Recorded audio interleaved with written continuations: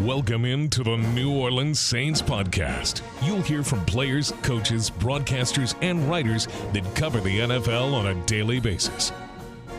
The New Orleans Saints podcast starts right now. Here's your host, Erin Summers. Welcome into the New Orleans Saints podcast. I'm Erin Summers. Just wrapped up Saints training camp day number 12. Look, first practice after day off. I thought we started a little sluggish today, but I thought we picked it up as the practice went along. So was pleased with the way that it ended.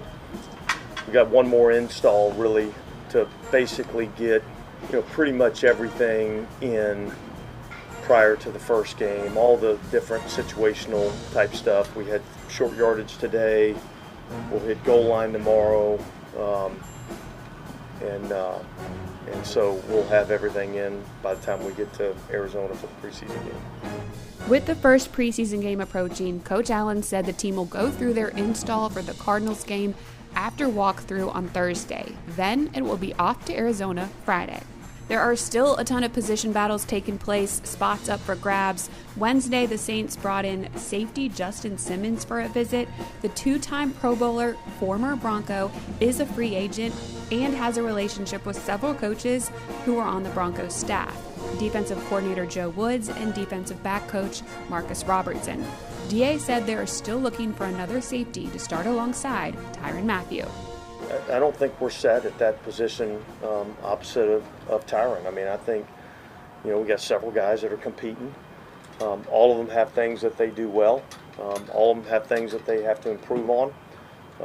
And so, I think we're just going to let that play out as the preseason plays out. And I'm not in any hurry to make a determination of, where we're at there. Simmons and Mathieu could be a dynamic duo back there. Over the past 5 seasons, the two are first and third in interceptions across the entire NFL. Quarterback Jake Haener was back on the field after his surgery Monday. Haener was a full participant, and DA said everything went well with the procedure. Also spotted was linebacker Demario Davis and wide receiver Equanimous St. Brown. Both were working out to the side with trainers. Cornerback Marshawn Lattimore watched practice, as well as linebacker Jalen Ford. Wide receiver Mason Tipton left early with a hamstring injury. That was the only injury that I saw during practice. For the first time all camp, crowd noise was played during the team sessions, just another ramp up to game action Saturday.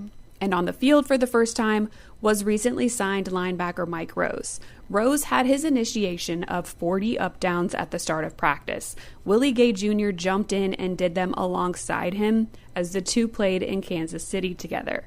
Rose told me afterwards he wouldn't have made it through those 40 up-downs without Willie. For an extended amount of practice, the team went through different short yardage situations, then ended team drills in the red zone. Quarterback Derek Carr hit Cedric Wilson Jr. at the 1-yard line as Wilson made a great contested catch. He has been flashing here and there throughout camp as we're still trying to solidify the wide receiver depth behind Chris Olave and Rashid Shaheed. Jake Haener found A.T. Perry above the rest of the defenders at the back of the end zone for a touchdown. That's where Perry's height really comes into play. And then Spencer Rattler, who ran with the threes today, made a great throw to Dallin Holker, who was able to secure the ball as he was falling out of bounds behind the goal line at the pylon. As I mentioned, Wilson Jr. has been getting a lot of reps, especially with Rashid Shaheed still dealing with that hamstring injury. Wilson has been taking advantage of those opportunities. Here's Wilson on working in with the Saints. I think I'm feeling pretty well. Kind of ran the same scheme the last 2 years, so kind of definitely more comfortable than I would have been, hence going somewhere else and trying to fit in. But just getting more knowledge of the offense now that I know what's going on. Now I can look at the better details of it and then also help the other guys when I do know the answer. Now to today's guest, New Orleans' own 16-year NBA vet, NBA champion, former NBA coach, former collegiate basketball head coach, Avery Johnson. Avery, welcome to the New Orleans Saints practice here, training camp on the West Coast. How is it so far? Oh, it's magnificent to be out here. First of all, the weather is amazing.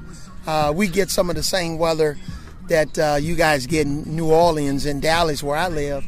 So to get off the plane and feel this beautiful weather with the ocean and wake up this morning and it's 65 degrees, it's a breath of fresh air. New Orleans native right here. When did you start being a fan of the Saints? Whoa, I've been a fan of the Saints for 40 years. Yeah, I go way, way back. I think they may have been playing in Tulane Stadium or something when I first started becoming a Saints fan. And going to St. Augustine High School and taking pride in the city of New Orleans from my high school to be a Saints fan.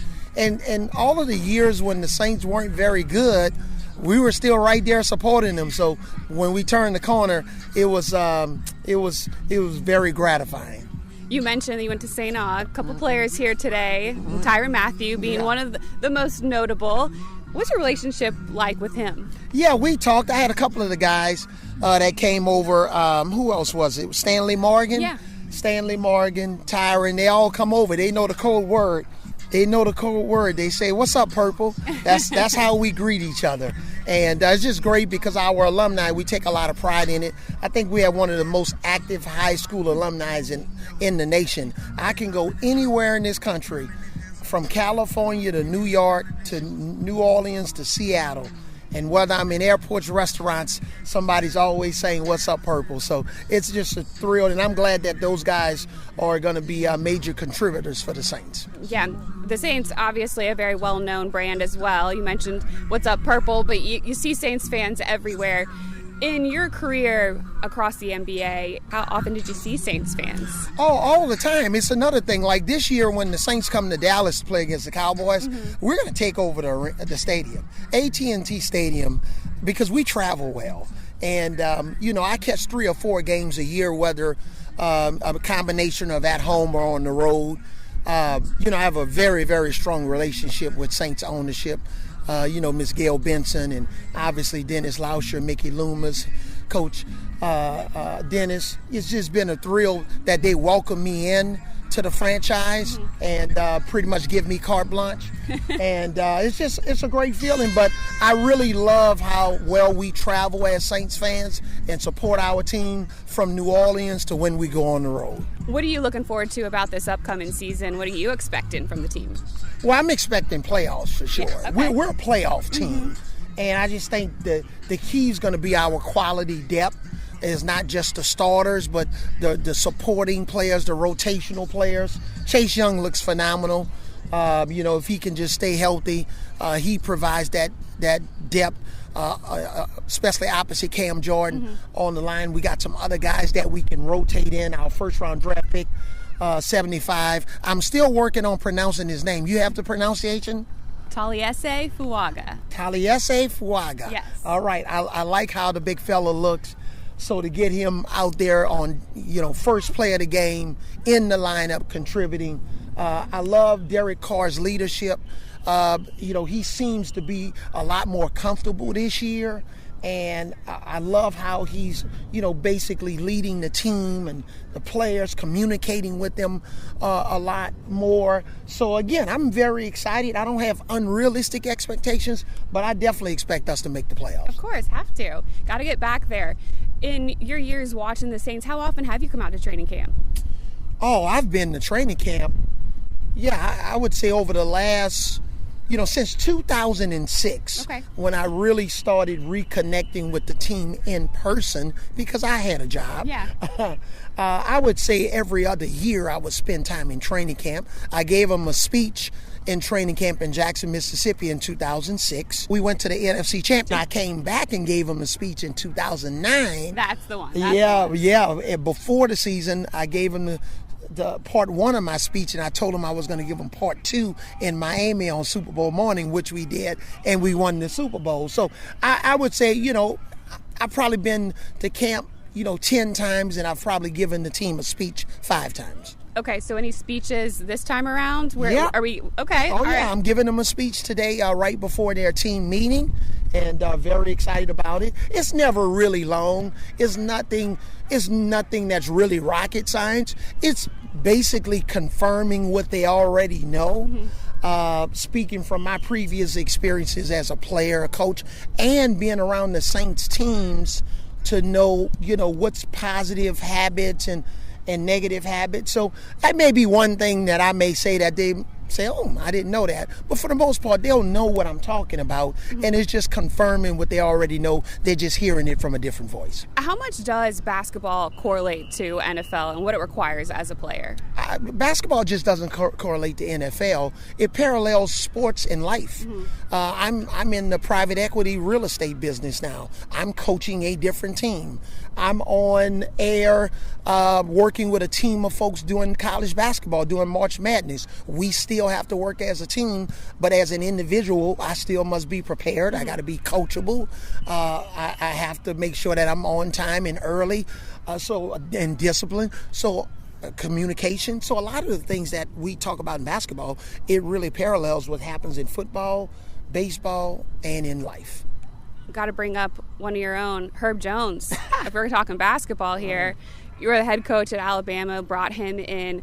What stood out right away that made you want him on your team? I met Herb when he was in his freshman year of high school, going to 10th grade. And I just saw high basketball IQ, versatility. This kid was a brilliant in school academically. I mean, brilliant. And then that same brilliance transferred on the court, just the instinctive plays that he would make on the court. The most disappointing thing is I only had a chance to coach him 2 years. But just knowing that we were part of that discovery time of when he was young and trying to find himself, he and Colin Sexton and a couple of other guys that really were a part of that 2017 recruiting class at Alabama, they're the ones that really set Alabama on track to where they are now. They made it really okay for you to be a high-level basketball player to attend the football school. What has impressed you about his NBA career so far? Well, he continued to improve every year. He couldn't really make a shot consistently in college or free throw. And finally, got in the NBA, and towards the end of his college career, he built up his confidence, saw the ball going to basket a little bit more, and he became a little bit more of an offensive threat. But what he's doing defensively, I'm not surprised. No, he's insane. So much fun to cover and work with. Before you get out of here and watch more practice, can you just give me your favorite Saints memory? Oh, my favorite Saints memory. I would say the morning of the Super Bowl, two things. I'll give you 1A and 1B. Okay. The morning of the Super Bowl, when Sean Payton in the coaches meeting told us that if we had the ball in the second half, we were going to have an onside kick. I almost jumped out of my seat. And then the excitement on the field after the Super Bowl, the joy that I saw on Mr. Tom Benson's face and the family and it just, in the city, just the parties that we had in the city and the parades, it's a lifetime memory. I've experienced Mardi Gras. Super Bowl parties, are they better? Absolutely. Absolutely. Well, hopefully we'll be back there this year. Thank you so much. Okay, thank you. Honestly, I love when there's some crossover and we can hit on the Pelicans when we're out here covering the Saints too. And hopefully Johnson will bring some good juju to the team this season. We're back at it tomorrow, one last practice before it's off to Arizona. Thanks for listening to the New Orleans Saints podcast. Join us 3 times per week on NewOrleansSaints.com, the Saints mobile app, or you can download the podcast on iTunes. We'll see you next time, right here on the New Orleans Saints podcast.